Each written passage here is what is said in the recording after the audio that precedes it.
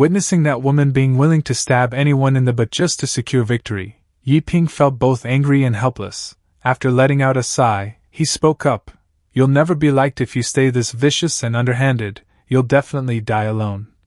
Those words made the woman tremble with rage. What did you say? Say that again if you've got the guts, brat. But then her attitude changed by a full 180 degrees, her face scrunched up, looking both angry and aggrieved, as if she had just suffered an enormous blow. That's going too far. How can you say something like that to a girl? You don't even know what I've been through. What right do you have to judge so absolutely? And then, she suddenly collapsed to the ground, tears welling up as she sobbed.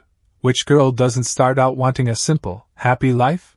This face-changing act, faster than flipping a rice paper sheet, left Yi Ping completely frozen, staring blankly, unable to understand what was happening. Seeing the beauty in tears, Yi Ping seemed to waver, a hint of regret appearing on his face. He stammered, I guess I was a bit too rash. Is there some hidden reason that made you? But reality was not a dream. What answered Yi Ping's sincere question was a sinister smile and eyes flashing with cunning. Of course not. This old lady's cunning was born with me. You fell for it. The woman's sudden shift left Yi Ping stunned.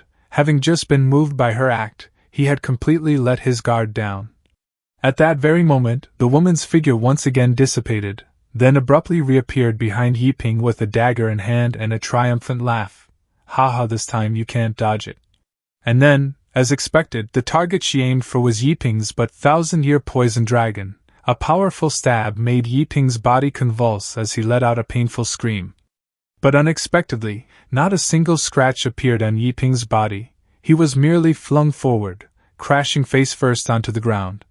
Meanwhile, the dagger in the woman's hand was bent and twisted, completely deformed. With her plan collapsing at the final moment, staring at the dagger in her hand, the woman stood dumbfounded, unable to believe her eyes, stammering to herself, Are you kidding me?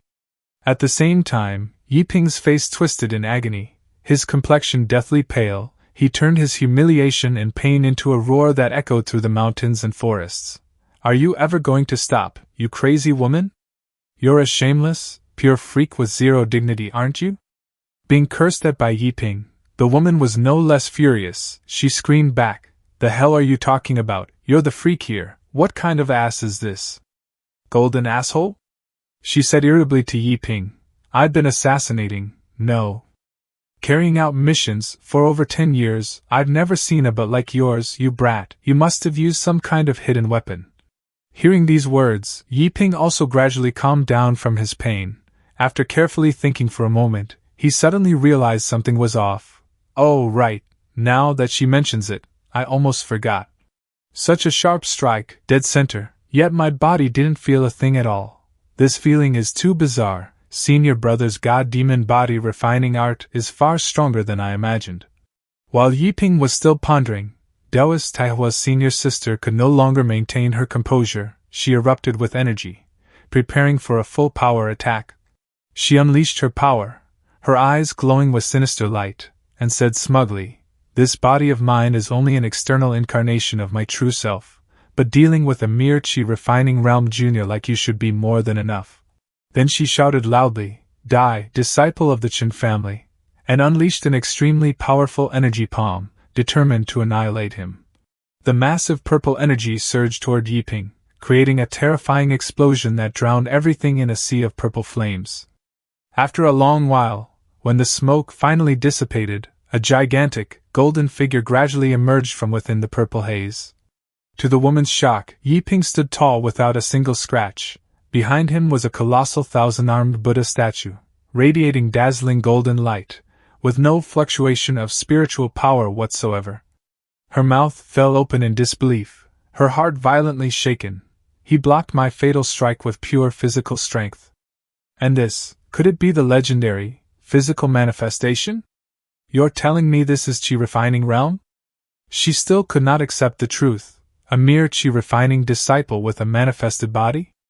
Impossible, even a golden core body cultivator couldn't pull that off. As the shock faded, greed surged within her. He must be hiding something, a supreme treasure, perhaps. One more test, and I'll know for sure. However, she sensed something was wrong. Huh? Forcing a clone before the nascent soul stage really doesn't work, it's collapsing already. But for an assassin, being unable to win through brute force does not mean there are no options. A scheming smile curled on her lips as she decided to use another method to test her prey. It turned out her final attack was a pill, as she secretly planned. This pheromone pill will draw in every beast nearby. If he survives this, he's definitely hiding a power-flow artifact, then I'll kill him and take it the moment we meet. With a deeply suggestive smile, she tossed the pill toward Yiping and said in a sweet yet chilling voice, "Enjoy my gift, little brother." After saying that, her incarnation dissipated into the air, leaving behind only an eerie message, "See you, if you survive," that is, leaving Yiping stunned. At this moment, his heart was filled with doubt. A gift? What is that woman up to? He thought silently, cold sweat unconsciously sliding down his cheek. Immediately afterward, from the darkness, numerous gigantic beasts with bloodshot red eyes emerged, drawn by the scent of the pill, and now all of them were eyeing Yiping like a delicious piece of prey. Without the slightest hesitation, one of the beasts lunged straight at him with its maw wide open and fangs bared. Yiping, his expression completely calm, instantly leapt aside, effortlessly evading the beast's pounce. In the moment he faced the beast horde, Yiping's eyes turned deep blue, emitting a chilling killing intent. Yiping, moving at astonishing speed, weaved nimbly through the beasts, easily dodging and counterattacking their assaults. He released a stream of golden sword chi, forming a massive sword net that shredded the charging monster to pieces, his strength clearly overwhelming compared to these beasts. Yiping muttered to himself, "My chi refining level 2 sword energy flows perfectly with the immortal aperture."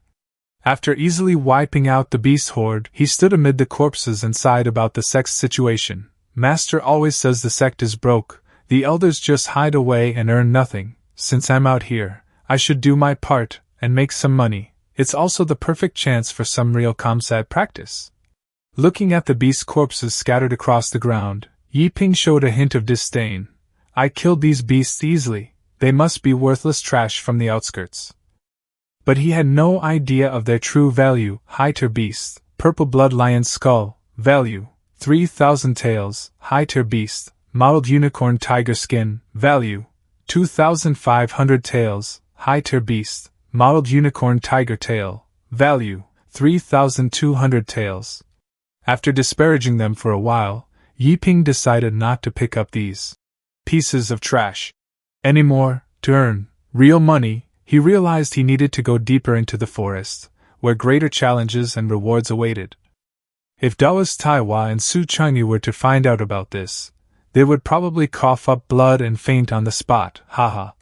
At the same time, elsewhere, deep within the central region of the silent forest mountains, a powerful existence was feeling extremely bored.